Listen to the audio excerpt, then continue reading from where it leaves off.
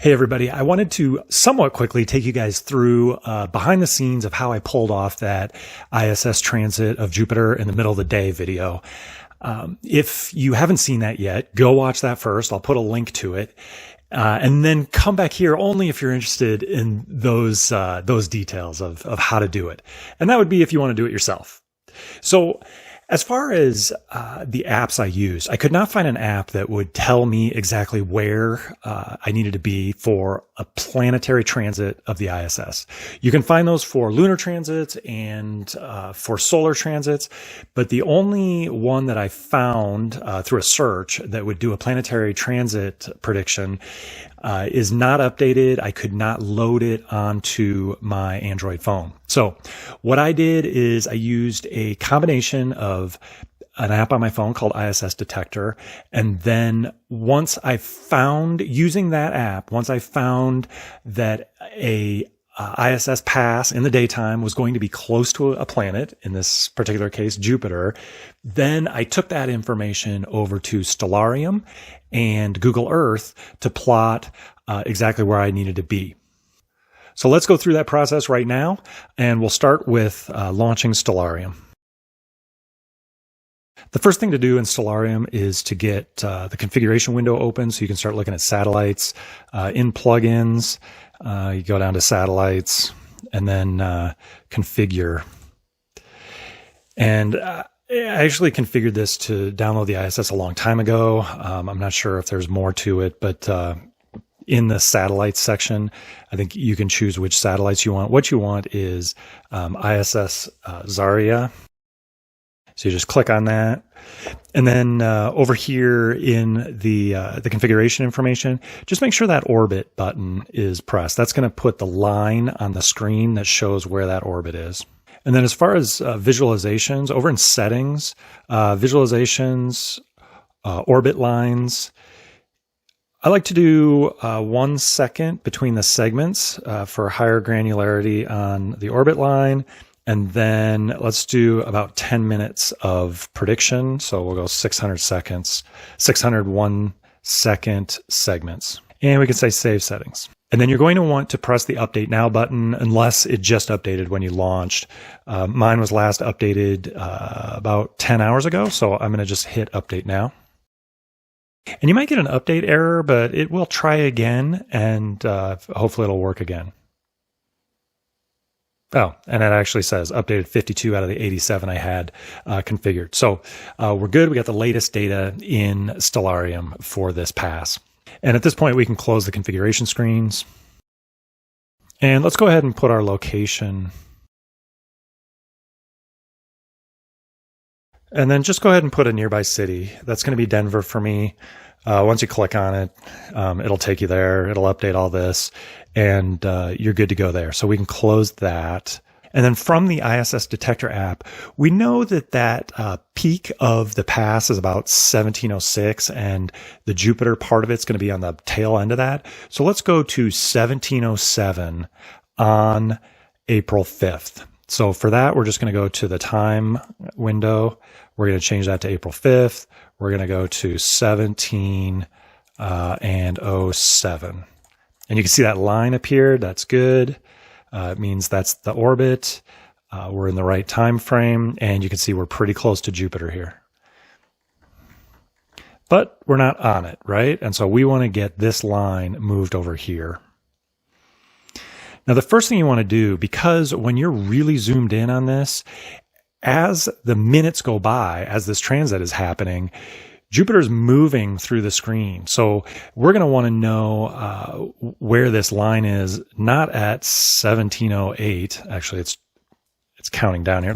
Or counting up. Let me just pause it. But we want to know exactly when it's crossing, or as close as possible to Jupiter to crossing. So let's go ahead and find the satellite on this map. Okay, we can see it down here. We can click on it here. And actually, you're supposed to use the Zarya one. In my experience, both have been the same, but I've heard that this one might be updated more often. So we're going to use Zarya. That's the main space station module. Okay, and then we need to go back in time to get it close to Jupiter. So let's go down here and rewind. Here it comes.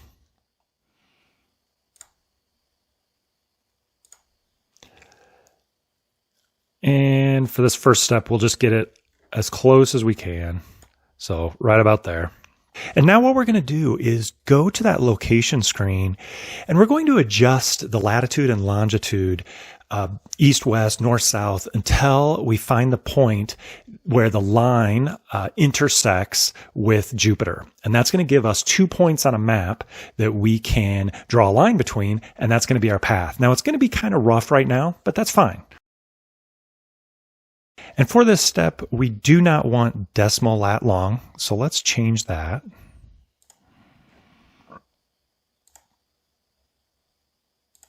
We will want that later though, but for now, we'll shut that off.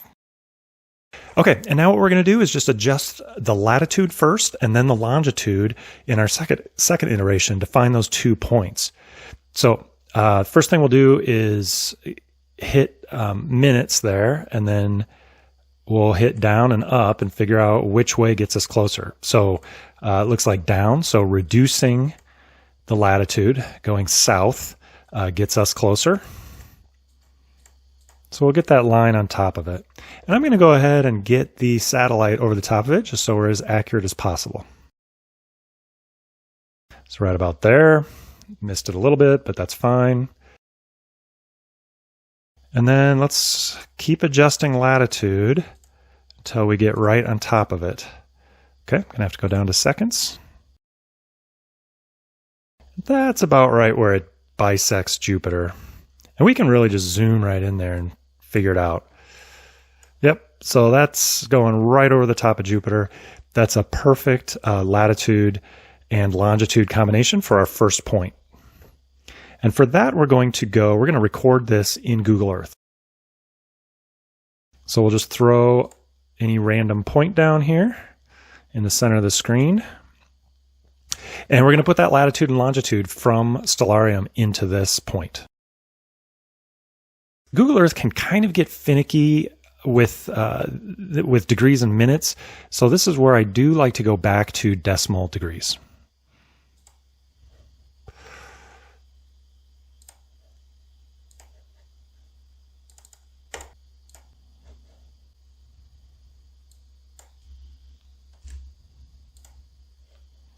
You can see it escaped the screen here, so it went either way up north or way south. I think it was south. And then we'll grab the longitude. And we'll call this ISS Transit Demo. 0.1. And say, okay. And now let's find out where it went. Okay, so we can see it's down here next to this town called Sedalia. That's going to be our first point. Now let's go find our second point so we can draw that line. So let's go back to Denver. Just a single click on Denver does that. And now, if you recall before, we adjusted the latitude. This time we're going to start at Denver and adjust the longitude. So this is going to give us a point exactly east or west of Denver. So I'm scrolling out here or zooming out so I can see that line again. Then we're going to want to go back and turn off decimal degrees. And now you put the cursor on either the degrees, minutes, seconds that you want to change. So we're pretty far off, but I'll start with the minutes here. Okay, and going down, which is increasing the west longitude, is what's getting it closer. You can see as we go west, we're going to need to go back in time to get that transit. Okay, let's zoom in. Okay, let's keep adjusting that longitude. It's too much. Let's go down to seconds. And right there is perfectly in the middle. So here's our second set of coordinates. We'll go back to decimal degrees. And we'll grab these coordinates for Google Earth. It's going to be a new place mark. And that is ISS Transit Demo 2. Okay, and let's see where that went. should be east or west. There it is. It's west of Denver. Okay, now we got 2 points. Now we can draw a line between those two to get the transit path. So let's go ahead and just roughly draw that line for now. Click on one, click on the other one. There's the line. And we'll just call this ISS transit path. Okay, and typically I will go zoom in on this and make sure those points are right on it. So there's the adjustment of one. And there's the adjustment of the other one. And hit OK. Okay, and that might be all you need to do. At this point, what you're looking for is some kind of a public place along this line that you can hang out. And here you can see there's a trailhead right here. This is really close to a parking lot. So this is where, I might investigate this further. And it's just a matter of going through like every bit of the path. We're looking for parking lots, on a Sunday, like what I'm doing this. Schools are good. They're empty, or just public parks.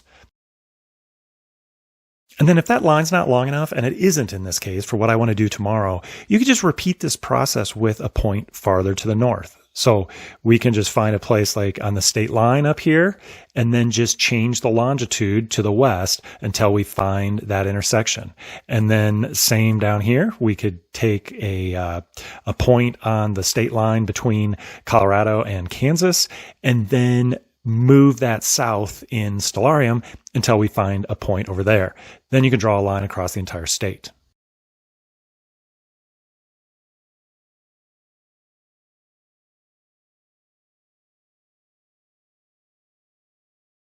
Okay, and now I did those 2 points. You can see the one up on the north state line and one on the east state line of Colorado, and it perfectly goes over that previous line. It's off a little bit.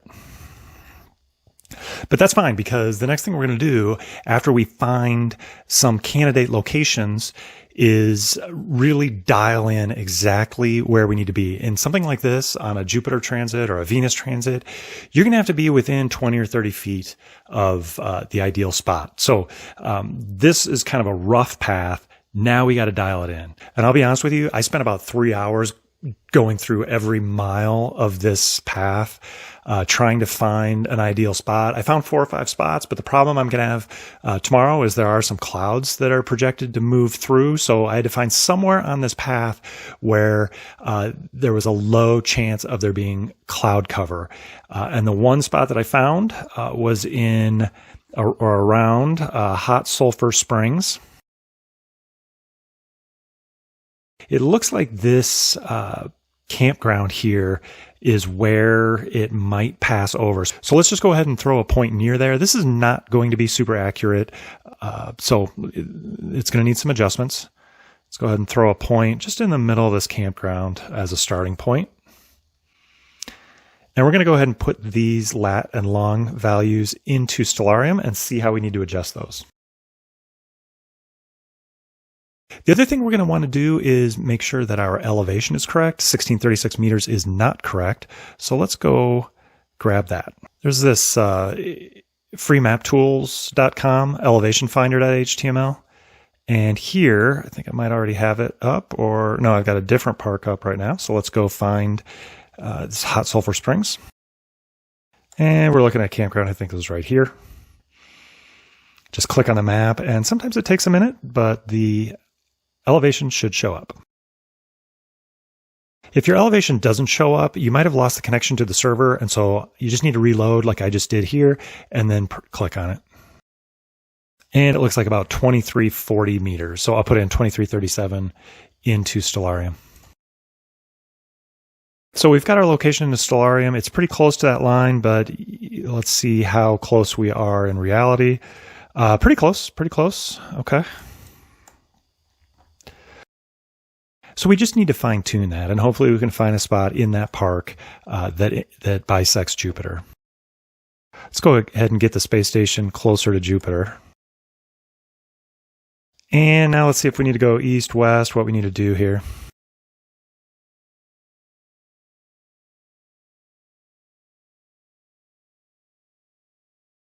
Okay, so now we have a really good point that's close to where I'm interested in, and we can work with this. We'll go ahead and take this point back over to Google Earth.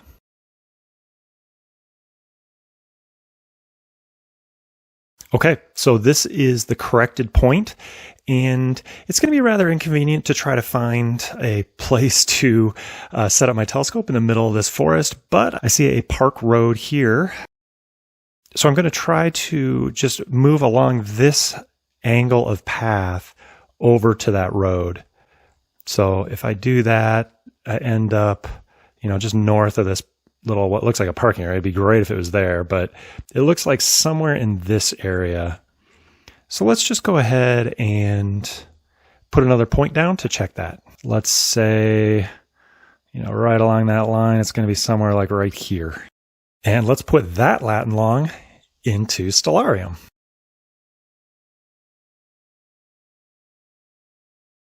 Oh, and that is perfect. You can see the space station right there going right through Jupiter. So let's go back to Google Earth. And so this is where we need to be. And if I go over to this parking lot, I'm not going to show you this, but just being that 100 feet away will take the International Space Station off of Jupiter. It'll be a little bit to the left or right of Jupiter. So I want to get as close as possible to that spot. And you can see that's a little far off of these giant lines that I drew across the state. That's why it does take a while. Like I said, it took me several hours of going through different parking lots to find this one spot. And so we'll go there tomorrow, and I'm going to scope this out. I might just pull off on the side of the park road here and drag my telescope out and find someplace right in this kind of 20-30 foot radius to set up. If I can't find a nice, safe, level spot, then I will move to this parking lot. But it'll go through with the frame of my camera. It just won't exactly go on top of Jupiter. Okay, the next thing to do is we're going to want to know the exact second of the transit. So let's just make sure, now that we've got our lat long where we want to be, let's just go over to Stellarium and see exactly when that transit happens. And it looks like it's at 17:06:54. Okay, I'm pretty pumped about this. This is going to happen tomorrow. Cross my fingers that it all works out. I've been close to doing this a few times before, and I've never made it out to the field, either due to weather or a last minute flight adjustment in ISS will throw this whole thing off. So cross my fingers, we're going to do this.